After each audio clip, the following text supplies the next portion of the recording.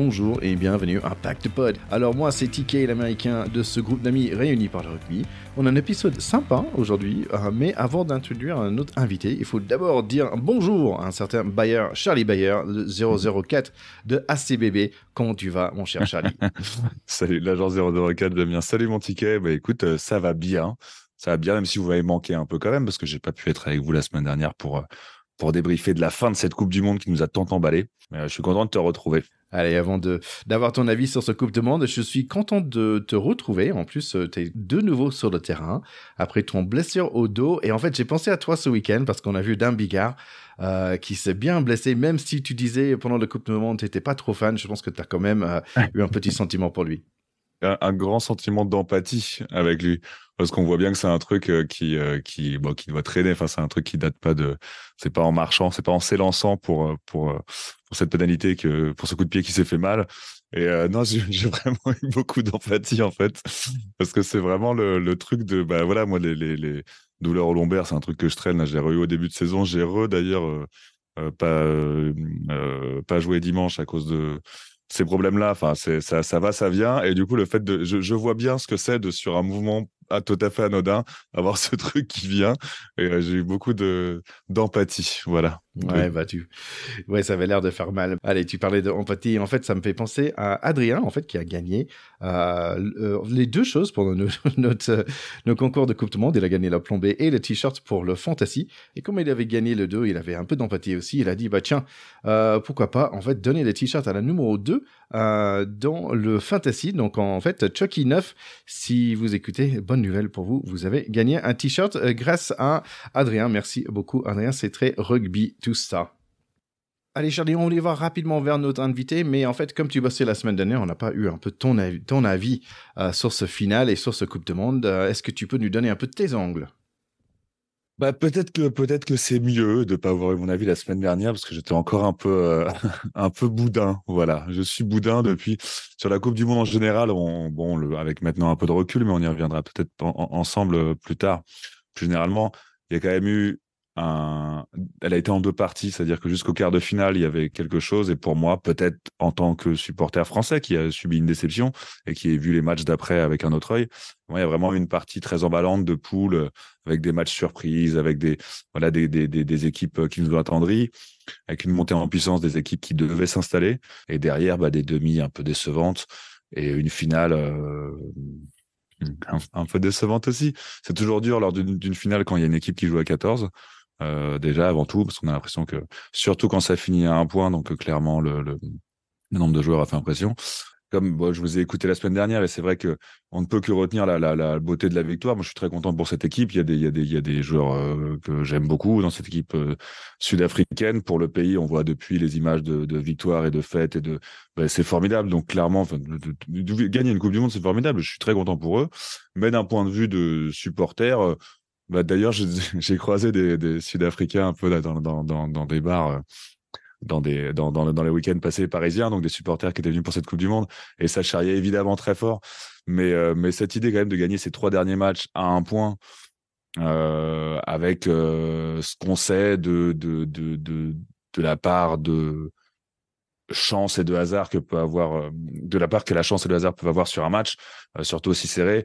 Voilà, je dirais que c'est une Coupe du Monde qu'il mérite, clairement, vu que c'est les règles du jeu. Et je suis très content qu'il l'ait eu. Ils sont très machin. Il y a plein de problèmes qu'on a parlé, le fait qu'ils gagnent leur 4e quand même et qu'il y a un peu d'entre-soi dans ce sport. C'est dommage. Mais voilà, c'est pas une Coupe du Monde qu'ils peuvent avoir gagné en se disant on a marché sur tout le monde. C'est une Coupe du Monde qu'ils sont allés chercher au centimètre près. Et en ne lâchant rien, certes, mais on peut pas dire que c'est. Disons qu'en phase finale, elle m'a moins impressionné qu'elle m'impressionnait au début de la Coupe du Monde. Voilà. C'est intéressant parce que ma femme a écouté un podcast d'ailleurs avec Faf de Clerc, et c'était assez marrant parce qu'il parlait de comment les Sudaf sont choisis pour être dans l'équipe, et il disait qu'ils sont pas forcément choisis pour être le plus tactique ou les meilleurs techniciens. Ils sont choisis parce qu'ils sont guerriers et sur leur capacité aussi de recevoir de l'instruction situation et d'être capable de entendre que non, t'as pas une bêtise, non, je te sors dans les médias parce que ça marche pas comme il a fait avec l'e-book là dans le demi-finale. Et en fait, c'est pour ça qu'ils sont choisis dans leur qualité de guerrière et plutôt que leur qualité de technicien. Et c'est assez intéressant parce que c'est ça qui leur a fait gagner tous les matchs par un point. Bah, c'est aussi ce côté, oui, il y a beaucoup de chance, mais aussi le côté guerrier. Par exemple, guerrier dans le caractère, peut-être, oui. Et c'est très intéressant ce que tu dis, en effet, parce que je ne l'ai pas mentionné en faisant cours, mais clairement, oui, le coaching et la tactique ont, lors des 3 derniers matchs de l'Afrique du Sud particulièrement, vraiment été mis en avant. Et il y a cette fameuse bomb squad, ce fameux 7 remplaçants avant pour un 3/4 qui avait été beaucoup critiqué avant la Coupe du Monde. Qui a montré son efficacité. Enfin, le banc a souvent fait la différence dans les matchs de l'Afrique du Sud. Et comme tu dis, je pense que quand tu parles de guerrier de caractère, enfin quand Faf en parle en tout cas, il y a aussi le fait que foutre des mecs qui normalement sont titulaires et ont toutes les qualités pour être titulaires sur un banc juste pour pouvoir leur faire apporter une dimension physique et énergique en cours de match, faut savoir l'encaisser aussi. Je pense que quand t'es joueur, faut savoir encaisser. Faf, qui est quand même un leader, meneur d'hommes, qui a toute sa place avec le numéro 9 sur le dos. Il a été remplaçant sur des matchs et je pense qu'il faut une force de caractère pour se dire, mais oui, clairement, pour le bien de l'équipe, je suis vachement mieux à cette place et on va aller gagner cette Coupe du Monde comme ça. Donc, ouais. Allez, on va écouter tout de suite mon entretien en fait avec Laure Bromont. Elle est journaliste chez Agence France Presse. Et donc, ça veut dire qu'elle a suivi l'équipe de France toute cette Coupe du Monde. Et donc, j'ai pensé que ça peut être vraiment intéressant d'avoir son avis. Et franchement, de chers écouteurs, vous allez apprendre plein de choses sur son métier de journaliste, sur qu'est-ce que c'est ce travail, et quelques indices aussi sur les différentes personnalités sur l'équipe de France, et ainsi que son bilan de cette Coupe du Monde. Donc, on y va tout de suite.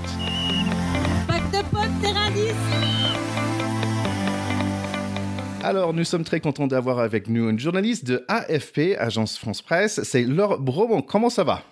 Ça va très bien, je te remercie. Merci bien d'être là. En fait, est-ce que tu peux te présenter rapidement et aussi peut-être nous dire comment ça fonctionne la AFP? D'accord, très bien. Alors, moi, je m'appelle donc Laure Brumont, j'ai 47 ans, ça fait plus de 20 ans que je suis à l'agence France Presse, mais au service des sports. J'ai commencé au service des sports quand j'étais toute jeune journaliste, donc j'avais 25-26 ans.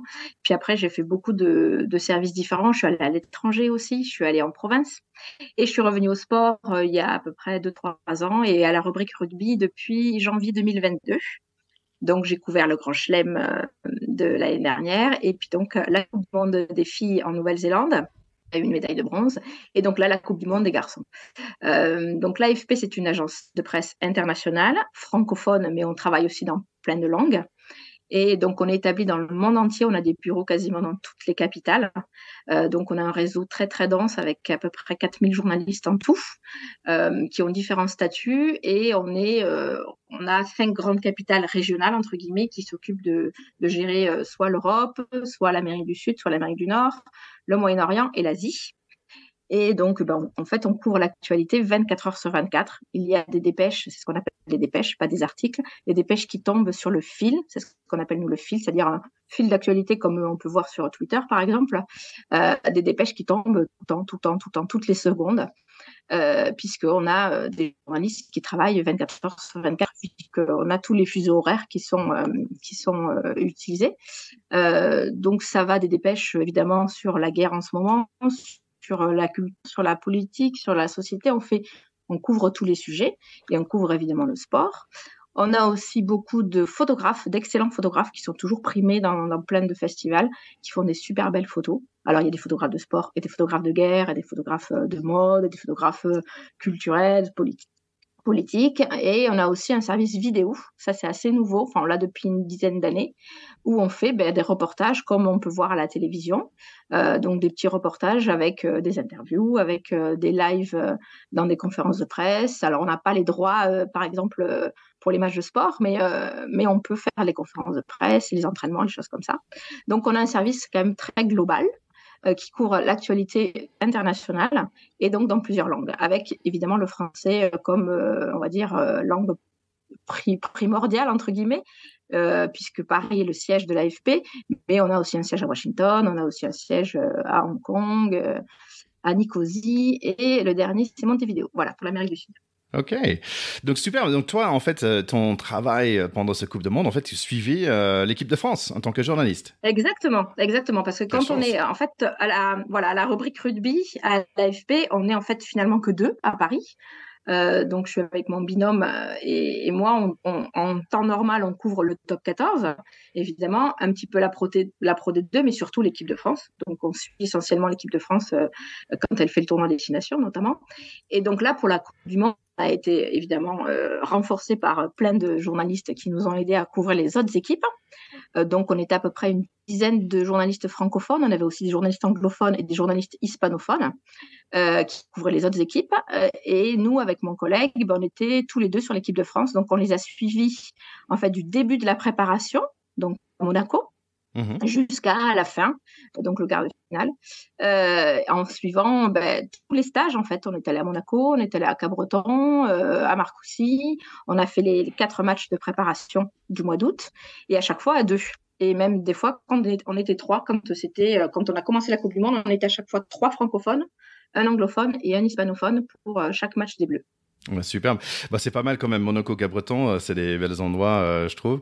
Oui. Donc en fait, c'est intéressant parce que dans ma tête, le travail de journaliste, c'est à la fois, on va dire, un peu compétitif, mais aussi uni derrière on va dire le métier, aussi uni derrière l'idée de AFP, on va dire. Donc c'est intéressant comme métier. Est-ce que tu peux mettre un petit mot sur cette relation entre journalistes aussi? Alors, nous, alors, ce qui est bien, c'est que, en fait, moi, j'ai connu les sports il y a 20 ans. Alors, c'était un peu un service où, en effet, le foot est le sport roi, et donc il y a toujours beaucoup plus de journalistes sportifs qui s'occupent de foot. Et après, on est des espèces de petits électrons libres qui s'occupent des sports un peu mineurs, donc le tennis, les sports méca, la natation, le rugby. Et ça a toujours été une espèce de petite niche, le rugby. Et en fait, moi, depuis que j'y suis rentrée, au début, je me suis dit, oulala, mais je connaissais bien le rugby parce que je viens du sud-ouest du Gers, et donc du coup, c'est un peu notre sport, on va dire, primordial dans le sud-ouest. Donc, je connaissais bien le rugby, c'était pas le problème, mais je me suis dit, oulala, mais tous ces journalistes rugby des autres médias, donc c'est les médias télé, les médias radio, les médias presse écrite, eux, ils y sont depuis des années. Parce que généralement, quand on est journaliste rugby, comme c'est quand même un sport compliqué, avec des règles compliquées, les journalistes qui sont au rugby, ils y sont depuis très, très longtemps. Moi, mes collègues du Figaro, mes collègues du Parisien, mes collègues de RMC, mes collègues de France Télé, ils sont là depuis 10, 15, 20 ans des fois. Et nous, à l'AFP, comme on est tenu en fait de changer de service, en fait, on reste sur notre poste que 2-3 ans. Okay. Donc, en fait, les gens qui arrivent au rugby, moi et mon collègue et tous ceux qui nous ont précédés, on venait soit d'autres sports, soit d'autres services. Moi, j'ai fait du service généraliste, j'ai fait de la culture, j'ai fait de l'économie. Et c'est très étonnant quand on arrive dans ce milieu-là parce qu'en fait, ils se connaissent tous depuis des années. Ah ouais. Ils sont tous, ils sont potes, en fait. Ils sont potes et nous, on arrive un peu, l'AFP, toujours un peu, voilà, bon, mais bonjour, moi, je viens de là, j'ai fait ça avant. Mais en fait, c'est un milieu, contrairement, je pense, aux autres sports, et notamment au foot, qui est quand même un milieu où il y a beaucoup plus de concurrence. C'est un milieu où la concurrence entre journalistes est un peu forte. Évidemment, on essaie toujours d'avoir des infos avant les collègues de l'équipe, avant les collègues du Midi Olympique, avant les collègues de RMC. Mais l'ambiance est quand même très, très bonne entre nous. Alors, il y a essentiellement des garçons, il faut quand même le dire. On est peu de filles. Ça, c'est quelque chose qui m'a un peu frappée quand je suis arrivée. Mais étonnamment, il y a quand même pas mal de filles. Et tu te retrouves, à ce niveau-là, tu te retrouves bien accueilli? Oui.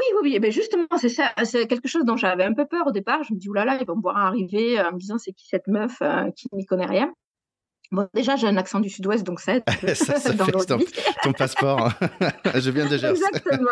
Je viens du Gers, donc déjà de suite, vu le nombre de Gersois qu'il y avait dans l'équipe de France, on me dit, mais t'es pas pistonné? Non.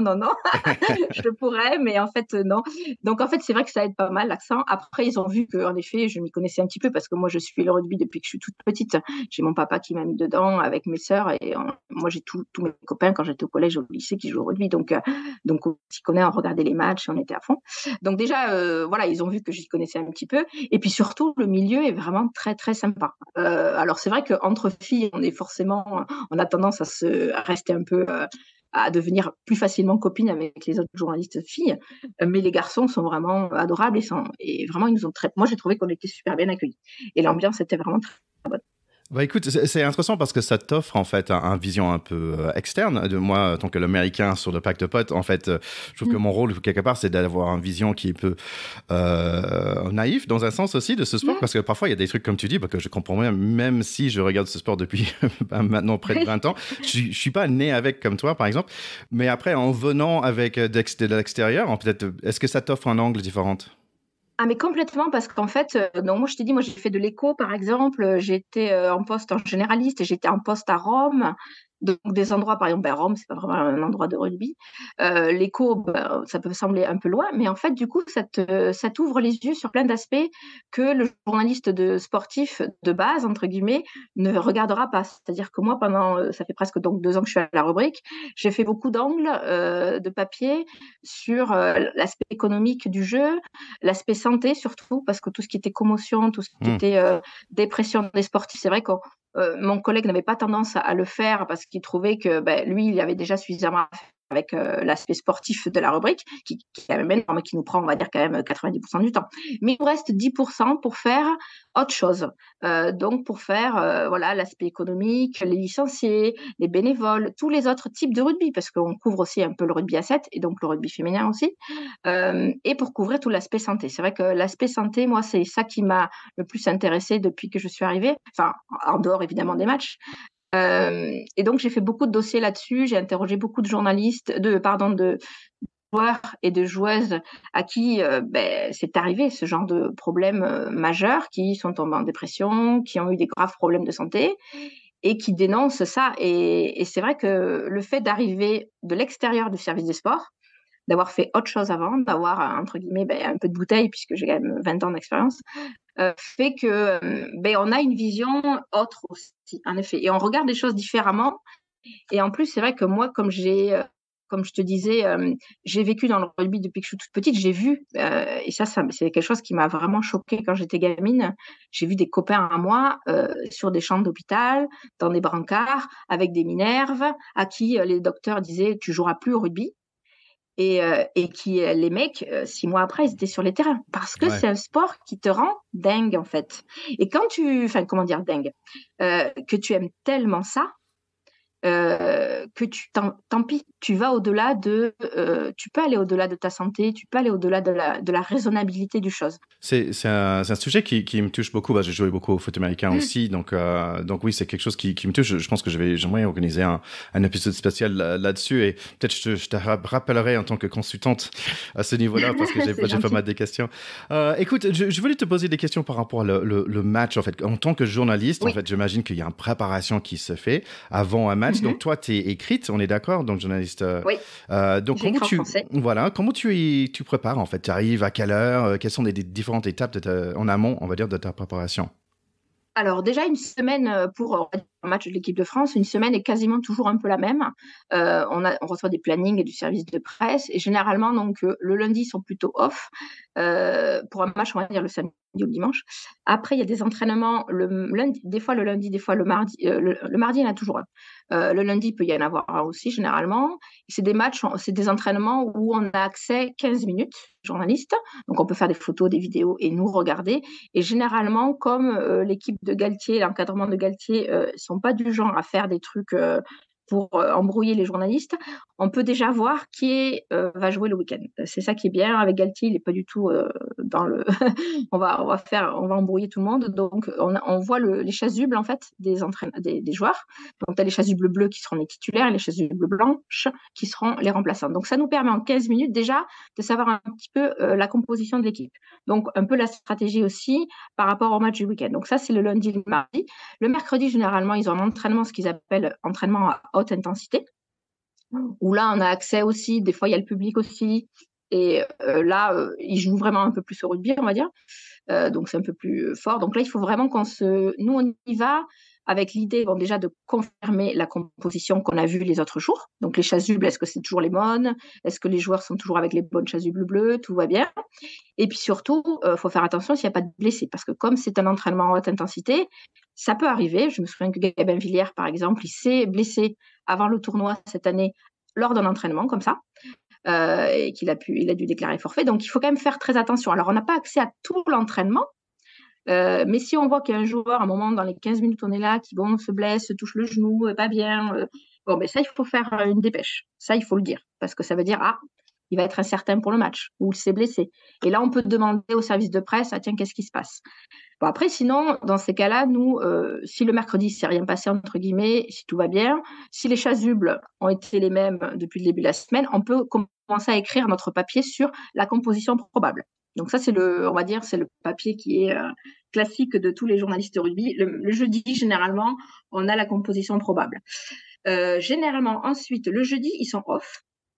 Le vendredi, il y a, s'il y a un match le dimanche, sinon c'est le jeudi, il y a l'annonce de la composition. Alors ça, c'est vraiment quelque chose qui est un peu sacralisé au rugby. C'est le midi, c'est Galtier et Ibanez. Alors pendant la Coupe du Monde, c'était Galtier et le capitaine, mais généralement pendant le tournoi, c'est Galtier et Ibanez qui viennent à midi avec les journalistes. On est invité à Marcoussis.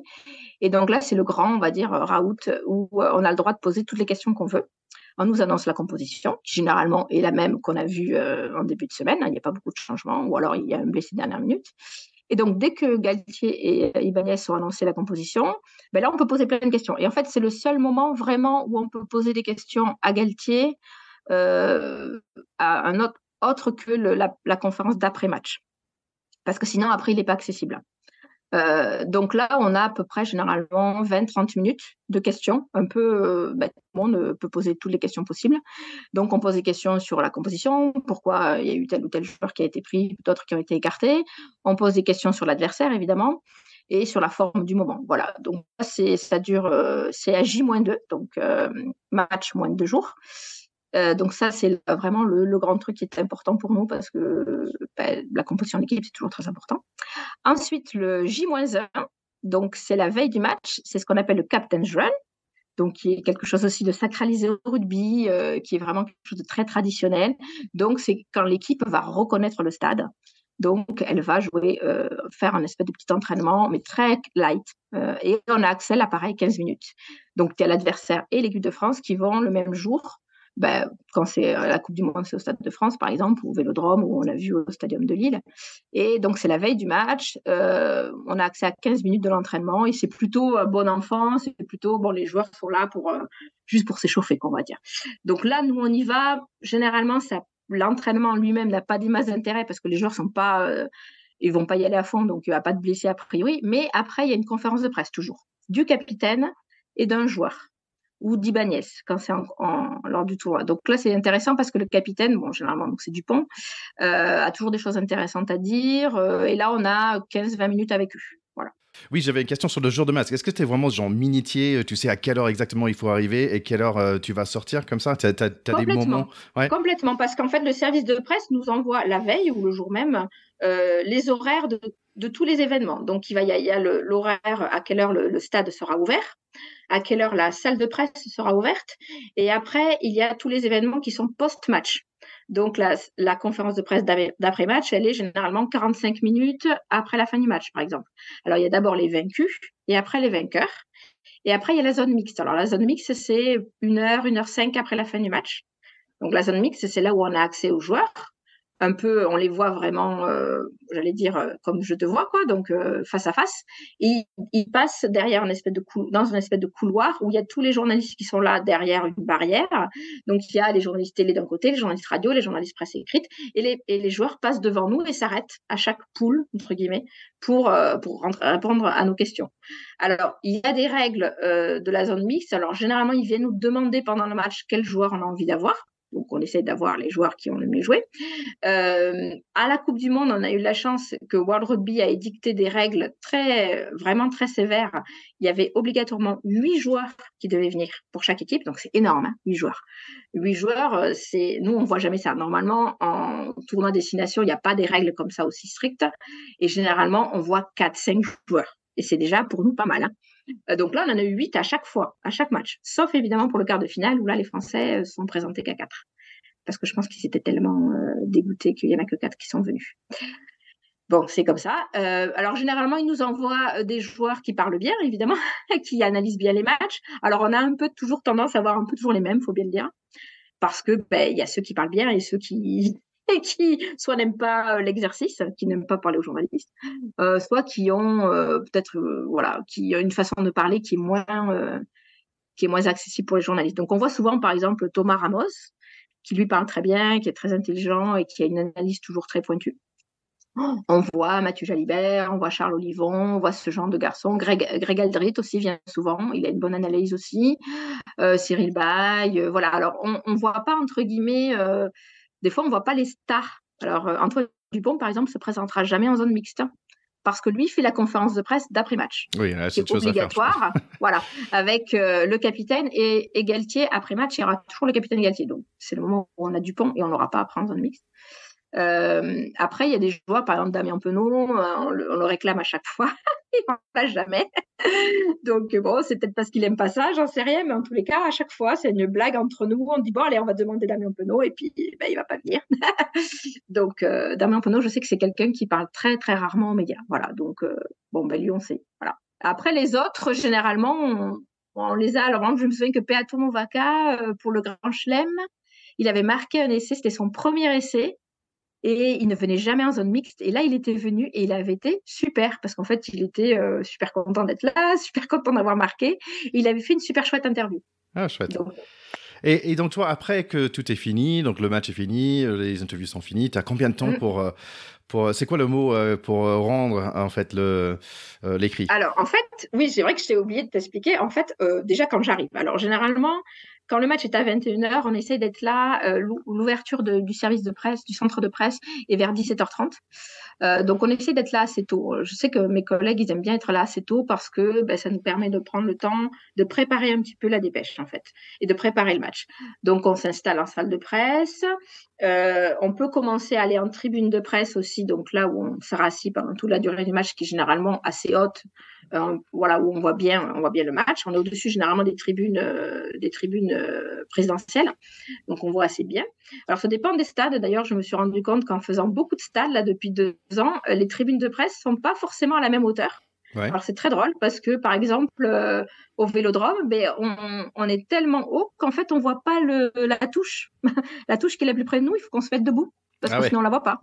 Il y a des stades comme Murrayfield, c'est très bien fait, c'est vraiment un petit stade, donc on est vraiment près du terrain. Lambs Park à Cardiff, pareil. L'Aviva Stadium à Dublin, on est très haut aussi. Alors on voit, heureusement qu'on a les écrans géants parce qu'on est vraiment très haut. Le Stade de France, pour ça, il est bien fait. La tribune de presse est à une hauteur assez bien faite et on voit bien toutes les lignes de touche. Donc là, on s'installe en tribune de presse. Moi, j'aime bien m'installer vers 19h, donc 2 heures avant. Et là, on commence à... Déjà, c'est tout bête, mais il faut vérifier que tout marche bien. Ouais. Donc, la technique, l'ordinateur, est-ce qu'on n'a rien oublié? Est-ce que le Wi-Fi fonctionne bien?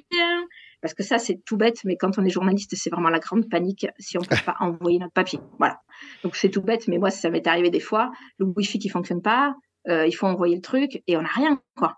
Donc, on fait du partage de connexion. Enfin bon, c'est la galère. Donc, ça, il faut vraiment être sûr. Donc, ça, on vérifie bien. On s'installe.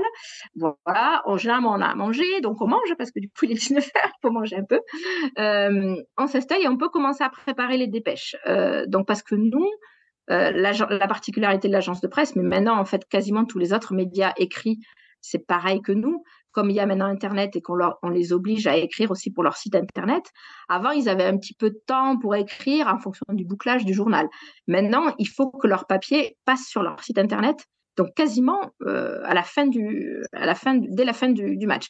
Et ce qui est exactement nous, à l'AFP, notre contrainte, parce que nous, comme on travaille, entre guillemets, pour qu'on soit les premiers, en fait, il faut que le papier soit écrit pendant le match pour que dès le coup de sifflet final, on envoie tout, en fait, pour que les clients l'aient en premier. Mais en fait, finalement, depuis quelques années, à cause des sites Internet, nos collègues de la presse écrite, donc le Parisien, l'Équipe, le Middle, tout ça, le Figaro, en fait, ils font pareil que nous. Ils écrivent leur papier et ils les envoient de suite sur le site Internet. Donc, on a un peu les mêmes contraintes. Ça devait être un moment de haute intensité, on va dire. Exactement. C'est quelque chose qui, au départ, me faisait assez peur parce que je me dis, là, mais en fait, comment tu peux écrire sur un match tout en continuant à le regarder? C'est quand même ça le problème.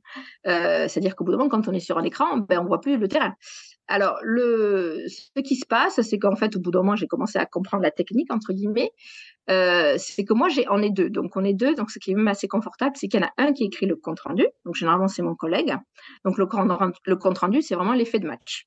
Ce qui s'est passé pendant le match, qu'est-ce que ça va avoir comme conséquence, un peu le parcours de l'équipe, tout ça. Donc, ça, c'est vraiment le compte-rendu, c'est le papier le plus global. Donc, lui, il écrit vraiment durant le match. Il faut vraiment qu'il écrive pendant le match pour que lui, ça parte dès la fin. Moi, j'écris ce qui s'appelle le magazine. Donc, le magazine, c'est un papier un peu plus écrit, un peu plus anglais, un peu plus, entre guillemets, sympa. Donc, on écrit généralement sur un joueur ou sur un fait de jeu. Alors, ça m'est arrivé d'écrire sur un joueur qui a marqué par exemple 3 essais. Voilà. Ça, un peu plus de temps pour l'écrire parce qu'on n'est pas obligé de l'écrire dès la première mi-temps, en fait. Déjà, il faut attendre de savoir sur qui on va le faire, tout simplement. Parce qu'on ne va pas commencer à dire je vais écrire sur Damien Penaud à la première minute. S'il n'a pas marqué, voilà, on s'en fiche. Donc, en fait, généralement, moi, j'attends la première mi-temps. Alors, je note beaucoup de choses. J'écris tous les trucs qui semblent intéressants, qui peuvent me servir. Et à la mi-temps, on discute et on décide sur quoi on va faire le magazine. Donc, comme je te dis, ça peut être un joueur. Donc là, par exemple, pour le quart de finale, je l'ai fait sur Dupont, puisque Dupont, c'était le match où il revenait et c'était le match qui était censé être son match. Donc, j'écris sur Dupont pour le quart de finale. Il y a eu d'autres fois où je peux écrire sur, par exemple, la mêlée, parce qu'on a estimé que la mêlée était vraiment un moment très important. Une autre fois sur la défense, sur la discipline. Donc, ça dépend vraiment. Il faut vraiment avoir une vision un peu globale du match et qui, généralement, du coup, on l'apprend à la mi-temps. Donc, c'est surtout la première mi-temps qui doit nous aider. Et en fait, généralement, j'écris pendant la deuxième et tout en continuant à regarder le match. Et mon papier doit passer aussi, pareil, de suite après le compte-rendu. Donc, il faut qu'il parte vite. Après, ça nous laisse 2-3 minutes pour souffler et pour fermer notre ordinateur. Et on descend, parce que généralement, la salle de presse, elle est dans les sous-sols. Et là, on attend la conférence de presse. Et moi, je vais en zone mixte. Donc, c'est comme ça que ça se passe. Et généralement, donc, tu vois, pour les matchs, on va dire un match de 21h là, de Coupe du Monde, j'y étais au Stade de France vers, on va dire 5h30. Et j'en suis partie toujours vers 1h du matin.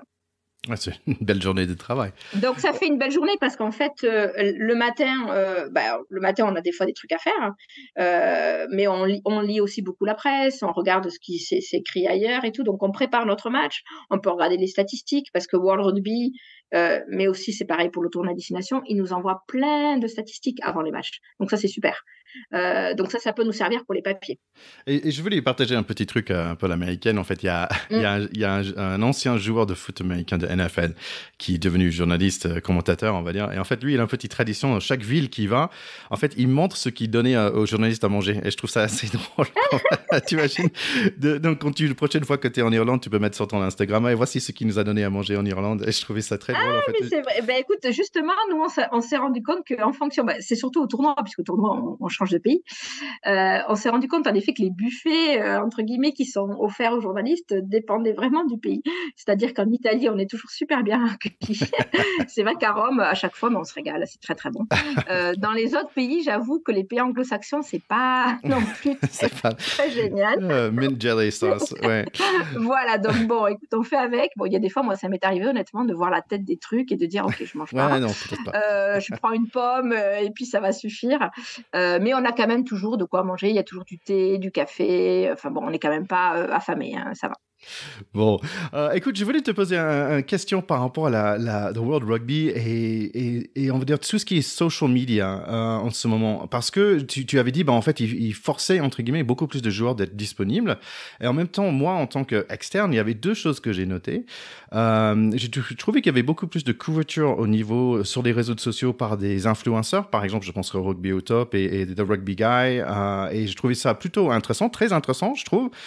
Mais en même temps, il y a moins de replays, de vidéos sur le web, il n'y a rien sur YouTube après. Par exemple, moi, j'ai un peu de tendance de regarder le match et après, j'aimais bien quand je pouvais regarder le match sur YouTube assez facilement. Tu mettais un peu en accéléré pour vraiment voir certains éléments. Et en fait, donc il y a à la fois un côté où il y a plus de, on va dire, de tout ce qui est autour de rugby avec les influenceurs. Et après, en même temps, par exemple, il y avait Wayne Barnes qui était critiqué ou en fait signalé par World Rugby parce qu'en fait, il remettait un vidéo où il disait en fait une bonne chose par rapport aux valeurs de rugby, où il y avait un joueur, je pense, Roumanie, qui a lui serré la patte après avoir reçu. Oui, je me souviens. En fait, après, il critiquait et tapait sur les doigts Wayne Barnes parce qu'il a mis ce vidéo sur YouTube, il avait pas, sur Twitter, il n'avait pas de droit. Est-ce que tu peux me mettre un peu de lumière ou donner-moi ton avis là-dessus? C'est un, sur le côté influenceur, qu'est-ce que tu penses de ça? Et deux, sur le côté réseaux sociaux, parce que je suis un peu paumé là-dedans et je pense que c'était pas forcément super bien géré parce que moi, j'ai envie de plus de rugby, en fait, après un match, et j'ai pas eu. Alors, c'est très simple, c'est World Rugby qui donne les règles. Et en fait, 6 mois avant la Coupe du Monde, j'ai assisté donc à un briefing, un média briefing avec les gens de World Rugby, où ils nous ont donné toutes leurs règles, et notamment les règles pour tout ce qui était partage de vidéos, partage de sons. Et alors, ils nous ont dit déjà direct, ils nous ont dit, vous, en tant que journaliste, déjà, vous n'avez pas le droit de faire aucune image, aucune vidéo du match, 10 joueurs, de la zone mixte. Tout ça, c'est interdit. Donc déjà, bon, ok. Après, ils nous ont dit, pour vous, si vos médias doivent retransmettre, enfin, donner des images et tout, il faut être détenteur de droit. Il n'y a que les médias détenteurs de droit, donc en France TF1 et RMC, qui avaient le droit de récupérer des images et des sons des matchs. Donc déjà, ça, il faut le savoir que c'est totalement codifié. Il y a beaucoup d'argent là-dedans, énormément d'argent. Et World Rugby, au fur et à mesure que les éditions des Coupes du Monde avancent, se fait de plus en plus d'argent là-dessus. Donc, les détenteurs de droits ont des droits que nous, en tant que non-détenteurs de droits, on n'a pas le droit. Donc, c'est très codifié pour ça. C'est-à-dire que, voilà, on ne peut pas utiliser les images qu'on veut, on ne peut pas utiliser les sons que l'on veut si on n'est pas détenteur de droit. Et les détenteurs de droit, ça coûte énormément d'argent. TF1 et RMC ont payé très très cher pour avoir le droit d'être, entre guillemets, au-dessus du lot. C'est-à-dire que les autres journalistes comme nous, les autres médias qui n'avons pas les droits, en fait, on ne peut pas faire ce qu'on veut. Et World Rugby, c'est pour ça, a limité énormément les partages de vidéos, les partages de replays, parce que en fait ça se paye, ça a un coût, et c'est comme ça qu'ils se rémunèrent en fait. Donc tout ce qui était sur Twitter, il y avait plein de vidéos on ne pouvait pas avoir accès, et donc en fait Wayne Barnes, pour donner ton exemple, il n'a pas le droit parce qu'il n'est pas détenteur de droit, c'est juste on va dire un mec lambda, il est arbitre de la Coupe du Monde, mais c'est un mec lambda, donc il n'a pas le droit dans l'image. Mais oui, mais c'est ça qui est fou. Mais quelque part, je trouve que c'est par exemple, quand je suis allé sur l'Instagram de TF1, et en fait, on connaît à peine qu'il y a un Coupe du Monde. Donc, je trouve ça bizarre parce qu'en fait, ils ont payé très cher. Ouais, et par exemple, donc moi j'ai Starac, machin truc, et après, ah oui, tiens, il y a un truc de rugby.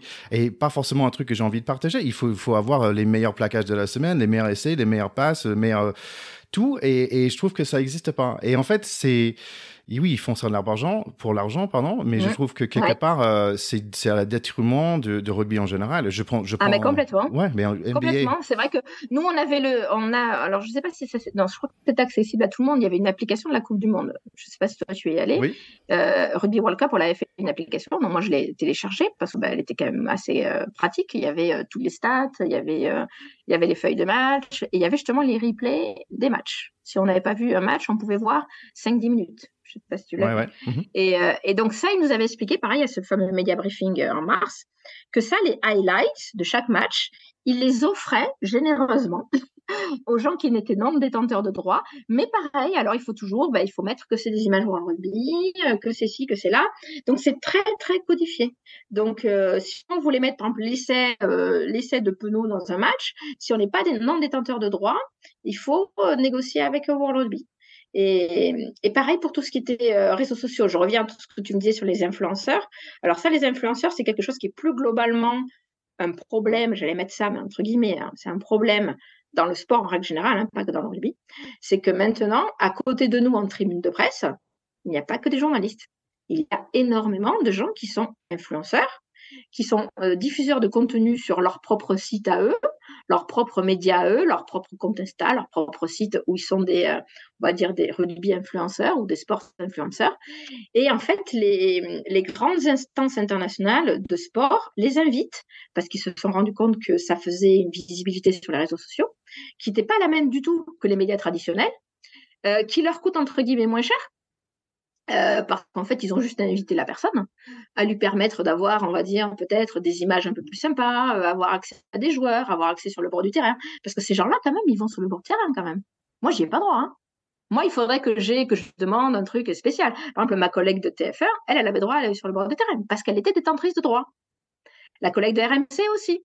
Et ces influenceurs-là, on s'est rendu compte que quand même, de plus en plus, ils sont invités à côté de nous en tribune de presse, ils sont là aux conférences de presse, ils posent des questions, ils mettent des choses sur leur compte, et on se dit, mais c'est fou ça. Et en fait, quand on en parle aux instances, à la Ligue, à la Fédé, à des gens comme ça, ils nous disent, oui, mais nous, c'est une façon aussi de viser un autre public. En fait, un public plus de jeunes, plus de gens connectés qui ne regardent pas les médias, qui lisent pas le Middle, qui lisent pas l'équipe, qui regardent pas TF1 ou Stade 2. Vous voyez ce que je veux dire? C'est vraiment, en fait, dans leur idée, c'est pour pouvoir que le rugby soit plus accessible aux jeunes, parce qu'il faut bien le dire que le rugby, quand même, faut le voir dans les stades. C'est un sport de vieux. Et dans les stades, il y a énormément de vieux. Donc, pour que justement on arrête ça, World Rugby et la plupart des instances font la même chose. Alors déjà, on développe le rugby à 7, parce que c'est un sport qui est beaucoup plus spectaculaire. On développe le rugby féminin, pour qu'il y ait de plus en plus de filles et de femmes dans les tribunes. Et on développe les réseaux sociaux en faisant des contenus un peu sympas, un peu rigolos, en faisant des compétitions un peu plus sympas comme le Super Sevens, des choses comme ça, qui, a priori, doivent plaire plus aux jeunes. Parce que sinon, dans les gradins, plus ça vieillit et moins il y aura de gens dans les stades, en fait. Puisque ces gens-là, au bout d'un moment, ils vont mourir, c'est triste à dire. Mais les vieux abonnés et les gens qui vont au stade, ils vont pas forcément transmettre leur passion à leurs enfants. Ça arrive, hein, la plupart du temps, heureusement, ça arrive. Mais je pense que le rugby, en règle générale, c'est peut-être pas la même chose dans les autres sports, a vraiment peur de ça, du vieillissement des spectateurs et du vieillissement des téléspectateurs et du vieillissement en fait, de son public, tout simplement. Ouais. En fait, tu parlais du set et du women's, et c'est des choses qui nous intéressent aussi beaucoup ici à Pack the Pod. J'espère que, par exemple, dans le Jeux Olympiques, j'aimerais bien aller voir un match ou deux. Ça peut être sympa. Tu vas être là pour les JO? Normalement, oui, je couvre le rugby à 7. J'avais fait les JO de Tokyo déjà, et j'avais couvert aussi le rugby à 7. Et là, normalement, je vais m'en occuper. Okay, cool. Puis, j'ai été à la Coupe du Monde des filles. Alors, c'est pareil, à la Coupe du Monde des filles en Nouvelle-Zélande l'année dernière, quand on pense que nous, on était 5 journalistes français sur place, et quand on voit les garçons, on était, je sais pas moi, 40 peut-être. C'est là où il faut faire des efforts, en fait. Et c'est là où World Rugby met beaucoup d'argent, quand même. Ils font beaucoup d'efforts pour augmenter le nombre de compétitions, pour que les filles viennent plus au rugby. Parce que c'est une population qui va venir de plus en plus à ce genre de sport. Et c'est vers là qu'il faut aller, en fait, pour augmenter le nombre de gens dans les stades. Ouais, et c'est super sympa à voir aussi. C'est des bons rugby. Oui. Allez, on revient sur le Coupe du Monde. Question rapide. Est-ce qu'il y a un petit pépite que tu peux partager avec nous, quelque chose que tu as vécu pendant ce Rugby World Cup? Oh là là. Moi, j'ai surtout vachement apprécié l'ambiance. Bon, après, tout le monde va le dire, mais c'est vrai que l'ambiance dans les stades était super. J'ai beaucoup aimé faire tout ce tour des stades, en fait, aller voir de nouveaux stades où j'étais pas allée. J'ai beaucoup aimé aussi la façon dont les journalistes entre eux discutaient. Alors, on a beaucoup parlé avec des journalistes étrangers. Donc, ça, c'était sympa de voir. J'ai rencontré des journalistes uruguayens, des journalistes namibiens et tout. Ça, c'était vraiment sympa d'avoir accès à cette autre culture via le rugby. Après, des moments un peu particuliers. Bon, moi, l'embêtant, c'est que c'est des moments un peu plus liés à mon travail. C'est des moments liés à l'adrénaline, quand Dupont se blesse, quand il faut faire ce genre de choses et être dans la précipitation, dans l'urgence, chercher des infos. C'est beaucoup d'adrénaline et c'est en même temps passionnant parce que c'est vraiment pour ça qu'on fait ce métier aussi, pour qu'il y ait des moments aussi un petit peu comme ça particuliers. Après, j'ai un très bon souvenir du premier match contre les All Blacks parce que vraiment ce match était assez dingue et avec mes collègues, on se regardait avec des yeux comme ça brillants, on se disait ça y est, on y est. Cet événement qu'on prépare depuis un an et demi, il arrive. Le match est top, on gagne et il y a une de malade. Donc c'est vrai qu'après les autres matchs ont été un peu plus, on va dire, un peu plus mous en termes d'ambiance. Et encore, les ambiances étaient bonnes à chaque fois. C'était un peu moins foufou que le premier match. Après, moi, je me souviens évidemment du quart de finale où là, ça a été par contre une espèce de silence terrifiant, même en tribune de presse. Dans le stade, les joueurs étaient vraiment, on a attendu énormément avant qu'ils arrivent en zone mixte. Ils étaient tous vraiment dépités. Et à côté, c'est ça qui est assez étonnant, c'est qu'on voit aussi les adversaires. Alors, quelque chose que j'ai beaucoup aimé aussi, alors j'aime beaucoup les All Blacks et je trouve que c'est vraiment une équipe c'est dommage, elle a perdu, mais en finale. Mais par exemple, les joueurs All Blacks, quand ils viennent en zone mixte, le premier match, quand ils perdent contre les Français, d'abord, ils étaient nombreux. On n'a eu que les stars. Donc, on a eu tous les Bowden Barrett, les Scott Barrett, les Whitelock, les Aaron Smith, tout le monde. Ils sont tous venus en zone mixte parler. Ils étaient tous souriants, ils étaient sympas, ils étaient dispo. Et ils faisaient le boulot, on va dire, le job comme à l'américaine, quoi. C'est-à-dire pro jusqu'au bout des ongles. Et les Sud-Africains, au quart de finale, ça a été pareil. On a vu toutes les stars. On a vu De Klerk, on a vu Elizabeth, on a vu Colby. Ils étaient tous là et ils font le job vraiment bien. Et moi, ce qui est un petit peu quelque chose que je regrette, alors c'est pas une pépite, c'est plutôt un regret. Quand on voit les adversaires des Français, ils sont toujours super pros. Super dispo, super souriants, ils font le job, ils font l'effort parce qu'ils savent que ça fait partie de leur métier aussi, de répondre à la presse. Et je trouve que les Français, à cette Coupe du Monde, bon, c'était déjà un petit peu le cas au tournoi, ils sont pas souriants, même quand ils gagnent. Ils sont pas hyper enthousiastes, ils sont très froids en fait. Alors ils font le job, on va dire, mais ils le font de façon alors, il y en a certains qui sont un peu plus, on va dire, naturels que d'autres. Je pense à Paul Boudéan, qui est encore jeune et qui fait un peu le show, ou Arthur Vincent, qui est toujours très sympa et tout. Mais la plupart sont quand même assez fermés, assez froids. Et je vous dis, pour le quart de finale, on les a attendus énormément de temps. Il y en a que 4 qui sont venus, quoi. Et 4, dont 2, 3 qui nous ont dit 3 phrases, parce qu'en fait, ils étaient tellement dégoûtés qu'ils ne voulaient pas parler plus. Et on n'avait pas vu ça pour les All Blacks. Les All Blacks, quand ils ont perdu, bon, évidemment, c'était que le premier match, il n'y avait rien de méchant. Mais les All Blacks, ils étaient tous là, ils ont tous répondu, ils sont tous avec le sourire, ils sont, voilà. Moi, perso, je pense que la France est dans un espèce ils grandissent et ils sont dans cette phase où ils ont pas encore le droit à l'erreur, en fait. Et c'est pour ça. Et là, après, maintenant qu'il y avait un échec et, enfin, ça va bien sûr faire que grandir, ben, j'espère. Tu vois, après, peut-être parce que je pense que c'est la première fois, ils étaient vraiment déçus. Comme ça, oui. Ça fait 2 ans qu'on surfe sur une vague incroyable et même qu'on a perdu contre Irlande en assignation par beaucoup, c'était ok, c'est pas la fin du monde celle-là, mais ouais, je peux comprendre. En fait, c'est comment dire, il prend un peu de maturité, un peu de gris dans la barbe, quoi, un peu pour être comme Whitelock qui est pas mal gris, mais ouais, je pense que prochaine fois, peut-être. Ce qui est intéressant, ce que j'entends, c'est aussi que le plaisir revienne aussi et pas juste les attentes et la performance, ouais. Exactement, on l'a senti ça.